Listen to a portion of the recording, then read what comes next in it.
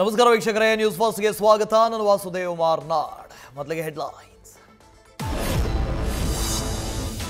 ಅತ್ಯಾಚಾರದ ಒಂದು ಕೇಸ್ನಲ್ಲಿ ಪ್ರಜ್ವಲ್ ರೇವಣ್ಣ ಅಪರಾಧಿ. ಜನಪ್ರತಿನಿಧಿಗಳ ವಿಶೇಷ ಕೋರ್ಟ್ನಿಂದ ನಿನ್ನೆ ತೀರ್ಪು. ಇವತ್ತು ಶಿಕ್ಷೆಯ ಪ್ರಮಾಣ ಪ್ರಕಟಿಸಲಿರುವ ನ್ಯಾಯಾಲಯ.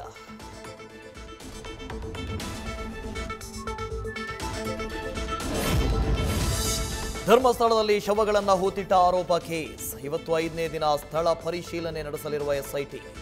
ಪಾಯಿಂಟ್ ನಂಬರ್ 9 ರಿಂದ 12ರವರೆಗೂ ಸ್ಥಳ ಮಹಜರಿಗೆ ಸಿದ್ಧತೆ. ಧರ್ಮಸ್ಥಳ ಗ್ರಾಮ ಪಂಚಾಯತ್ಗೂ ಭೇಟಿ ನೀಡಿದ ಎಸ್ಐಟಿ ತಂಡ. ನಿನ್ನೆ ಸಂಜೆ ತೆರಳಿ ದಾಖಲೆಗಳನ್ನು ಪಡೆದಿರುವ ತಂಡ 1995 ರಿಂದ 2014ರವರೆಗಿನ ಯುಡಿಆರ್ ಸಂಗ್ರಹಿಸಿರುವ ಇನ್ಸ್ಪೆಕ್ಟರ್ ಮಂಜುನಾಥ್. ಡೇಟಿಂಗ್ ಆ್ಯಪ್ ಬಳಸಿಕೊಂಡು ಟೆಕ್ಕಿಗೆ ಟ್ರ್ಯಾಪ್. 40 ವರ್ಷವಾದರೂ ಮದುವೆಯಾಗದವರು ಡಿವೋರ್ಸಿಗಳೇ ಟಾರ್ಗೆಟ್. ಯಲಹಂಕ ನ್ಯೂಟೌನ್ ಪೊಲೀಸರಿಂದ ಸಂಗೀತ, ಶರಣಬಸಪ್ಪ ಸೇರಿದಂತೆ 6 ಮಂದಿಯ ವಿಚಾರಣೆ.